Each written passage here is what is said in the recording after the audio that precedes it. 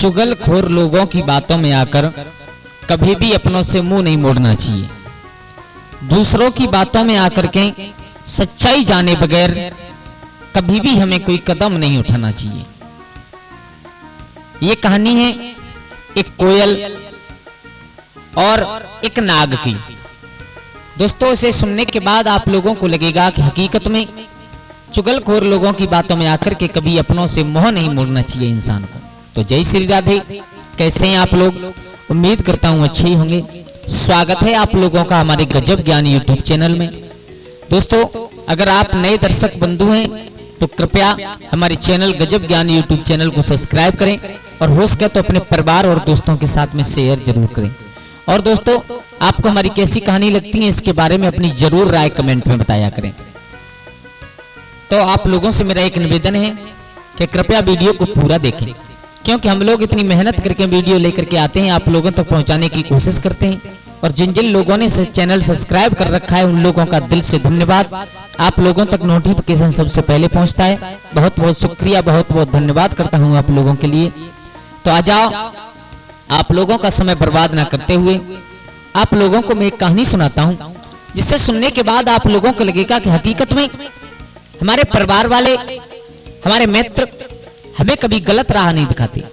और दूसरे लोगों की बातों में आकर के जो लोग अपनों से बिगाड़ लेते हैं, अपनों से दूरी बना लेते हैं, वो एक दिन उन लोगों को पछताना जरूर पड़ता है।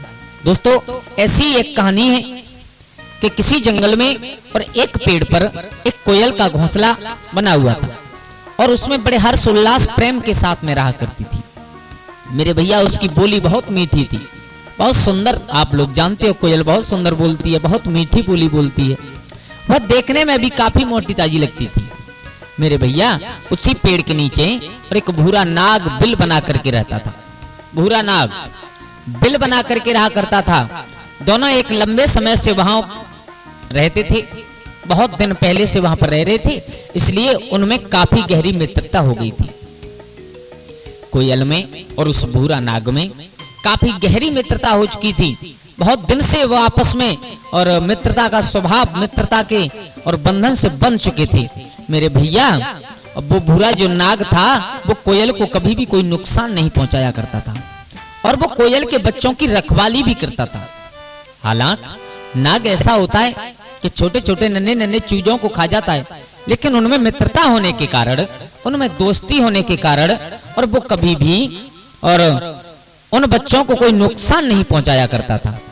मेरे भैया, एक बार क्या हुआ कि आप लोग जानते हो कि जिसकी मित्रता गहरी हो जाती है उसे कहीं ना कहीं से कोई ना कोई नजर जरूर लग जाती है। एक बार उन दोनों की मित्रता पर और एक सियार की नजर पड़ गई। कोयल को देखा, मोटा ताजी शरीर था, देखने में सुंदर लग रही थी और कोयल की बोली भी उस सियार ने सुनी। तो काफी दिनों के बाद और वह किसी चिड़िया का मांस खाने के लिए ललचा रहा था। सियार, उसके दिमाग में एक विचार आया, बोले क्यों ना और अब इस चिड़िया का शिकार किया जाए, इस कोयल का शिकार किया जाए। मगर उसे मौका नहीं मिल पा रहा था। मेरे भैया, काफी समय व्यतीत हो गया उसे देखते देखते उस कोयल को। उसके दिमाग में विचार आ रहा है कि मैं, ये मोटी ताजी चिड़िया है, बहुत दिन से मैंने किसी चिड़िया का शिकार नहीं किया है और दूसरी इसकी बोली भी बहुत मीठी है, बहुत सुंदर है। तो मैं देखता हूँ कि इसे अगर मैं खा लूंगा तो मेरी बोली भी मीठी हो सकती है। मेरे भैया, कोयल को देख करके उसकी जीभ से लार टपक पड़ी। उसने उसी का मांस खाने का निश्चय कर लिया। विचार किया कि मुझे अब ये कोयल खानी है जरूर। उसने यह भी सोचा कि कोयल के खाने के बाद उसकी आवाज बहुत सुंदर सुरीली भी हो सकती है, लेकिन ये उसकी सोच बहुत गलत थी। लेकिन पेड़ के नीचे रहने वाला नाग उसकी राह में, उसके रास्ते में सबसे बड़ी अड़चन बन चुका था, सबसे बड़ी दिक्कत। क्योंकि कोयल की और उस नाग की दोस्ती थी और वो सियार विचार करता था कि ये दोनों दोस्त हैं, अगर मैं एक पर हमला करूंगा तो दूसरा उसकी सहायता जरूर करेगा। उसने विचार किया, बोले मुझे इस कोयल को खाना है, तो अब खाऊं कैसे? तो आप लोग जानते हो कि इंसान जब ताकत से किसी को नहीं हरा सकता तो फिर वो विचार करता है कि अब दिमाग से इसे हम हराएं। मेरे भैया, उसने विचार किया, बोले इन दोनों की मित्रता में फूट डाल दी जाए। और दोस्तों, ये बात हकीकत है, ये बात हकीकत है। हमारा देश इतने दिन तक गुलाम रहा, इसका मेन कारण केवल यही था कि आपसी फूट हम और आप लोगों में।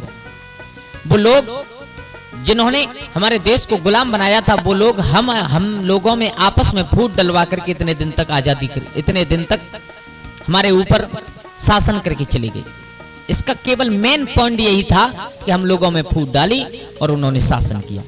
उस सियार ने भी यही विचार कर लिया कि इसकी मित्रता में, कोयल और नाग की मित्रता में फूट डाली जाए और इसके बाद में और इस कोयल को खाया जाए। मेरे भैया, कोयल रोज अपने बच्चों की रखवाली करने के लिए नाग को छोड़ करके और दाना पानी चुनने के लिए जाती थी।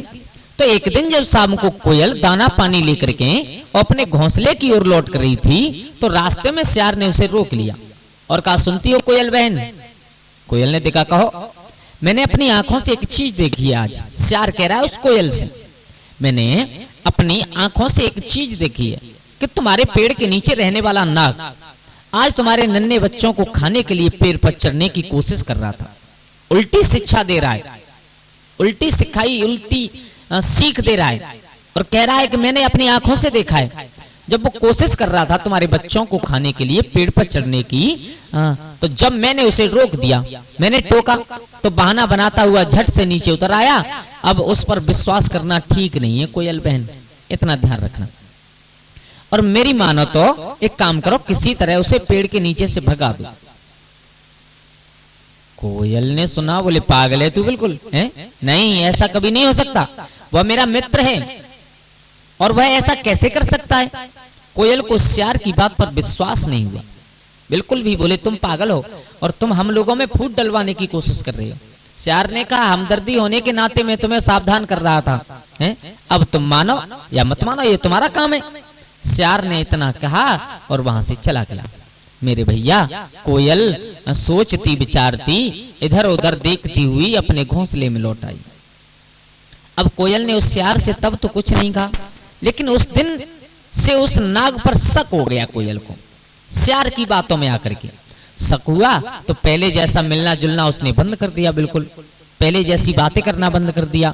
और कुछ दिनों के बाद फिर सियार ने नाग पर झूठा इल्जाम लगाते हुए एक दिन फिर कोयल के कान भरे। एक दिन कोयल के फिर कान भरे। अब की बार कोयल सियार की चुपड़ी बातों में आ गई बातों में। और जब लौट करके आई तो उसने नाग से साफ साफ कह दिया कि वह कहीं दूसरी जगह जाकर के रहे। अब उसे उस पर विश्वास नहीं रहा। नाग ने पूछा, क्यों पागल हो गई हो तुम, हैं? क्या कहना चाहती हो? बोले हम ये कहना चाहते हैं कि अब हमें तुम्हारे ऊपर विश्वास नहीं है, आप हमारे और इस पेड़ के नीचे से कहीं अलग चले जाओ और वहां जाकर के अपना बसेरा बना लो, अब तुम यहाँ पर नहीं रह सकते। बेचारा नाग हक्का बक्का रह गया। जब हक्का बक्का रह गया नाग, मेरे भैया, अब नाग के बार बार पूछने पर कोयल ने सियार की बात कह दी। मुझसे सियार ने कहा है कि तुम मेरे बच्चों को मारने की कोशिश कर रहे थे, तो उस सियार ने देखा था तुम्हें, और जब उसने तुम्हें भगा दिया है तब तुम माने हो।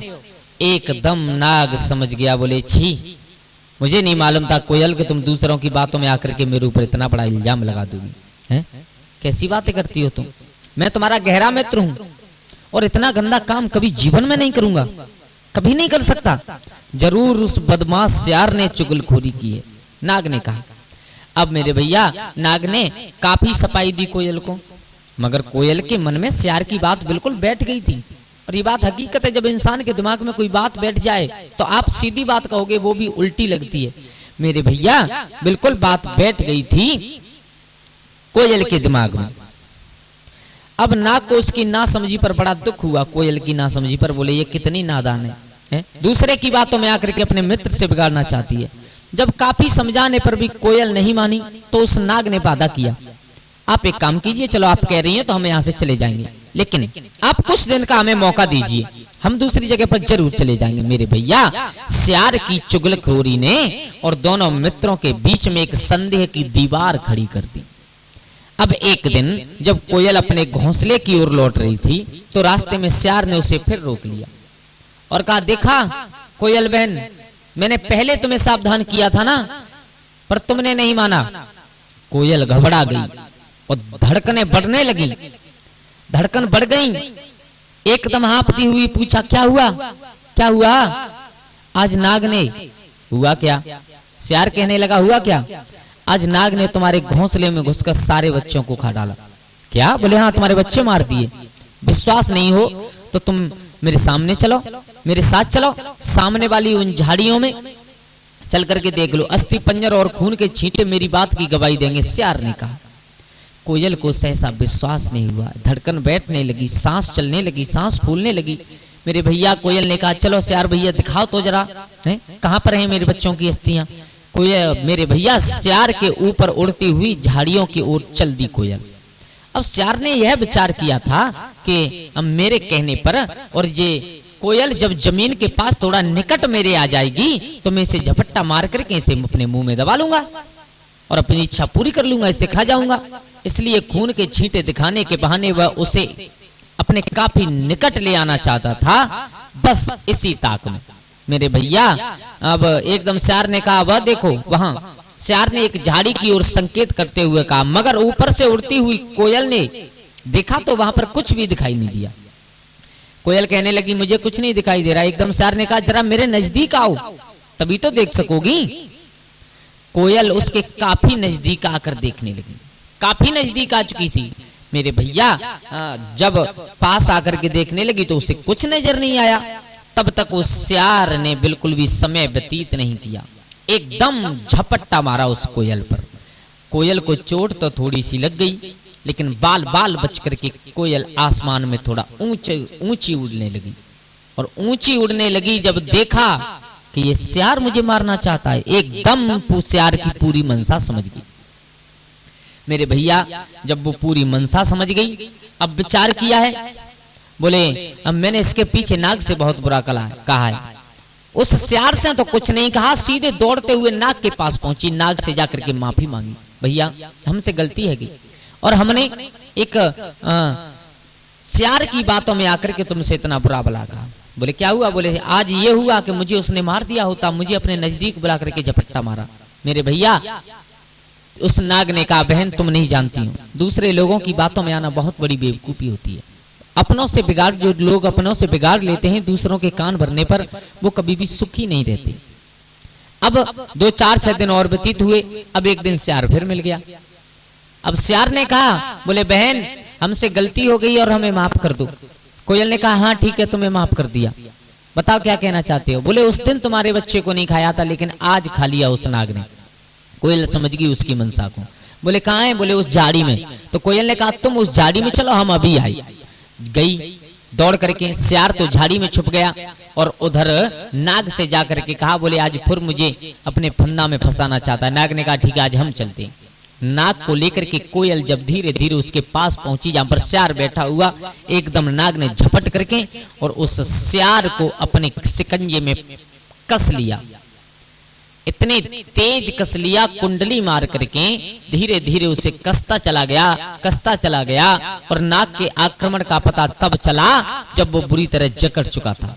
मेरे भैया चुगलखोर सियार दर्द के मारे चीखने लगा और आगे झूठी चुगली करने और किसी भी तरह की शैतानी करने का वादा करने लगा कि अब नहीं करूंगा। कोयल के बहुत कहने पर नाग ने सियार को छोड़ दिया। सियार के दोनों पक्के मित्रों से माफी मांगी। सियार ने दोनों पक्के मित्रों से माफी मांगी और वहां से किसी और जगह चला गया। नाग ने कोयल से कहा, कोयल बहन चुगलखोरों की बातों पर कभी विश्वास नहीं करना चाहिए, पहले खुद असलियत जानने की कोशिश करनी चाहिए, उसके बाद ही कोई कदम उठाना चाहिए। दोस्तों ये बात हकीकत है बिल्कुल कि दूसरे लोगों की बातों में आकर के कभी भी अपने परिवार से, कभी भी अपने मित्र से कभी भी बिगाड़नी नहीं चाहिए। अगर तुमसे कोई कान भरे कि तुम्हारा मित्र ऐसा है, वो तुम्हारे बारे में ऐसा कह रहा था, तो डायरेक्ट अपने मित्र से जाकर के पूछिए, बोले तुमने ये कहा था हमसे, हमारे बारे में किसी से। अगर तुमसे कहने वाला तुम्हारे मित्र के मुंह पर अगर इस बात को कह देगा तो बात हकीकत है। अगर उसने मित्र के मुंह पर नहीं कहा तो समझ लेना वो तुम दोनों में बिगड़वाने की कोशिश कर रहा है। तो दोस्तों कभी भी दूसरों के कहने पर अपनों से दूरी नहीं बनानी चाहिए, अन्यथा दूसरे कान भर के चुगलखोरी करके तुम में आपस में फूट डलवा करके फिर तुम्हारी उस फूट का फायदा उठाने लगते हैं। कैसी लगी दोस्तों आप लोगों को हमारी ये कहानी? अगर अच्छी लगी हो तो प्लीज हमारे गजब ज्ञान यूट्यूब चैनल को सब्सक्राइब करें और हो सके तो अपने परिवार और दोस्तों के साथ में शेयर जरूर करें। आज के लिए इतना ही, कल फिर मिलते हैं किसी एक नई कहानी, एक नई चर्चा के साथ। तब तक के लिए सभी लोग आनंदित रहिए, खुश रहिए। जय श्री राधे, जय श्री राम।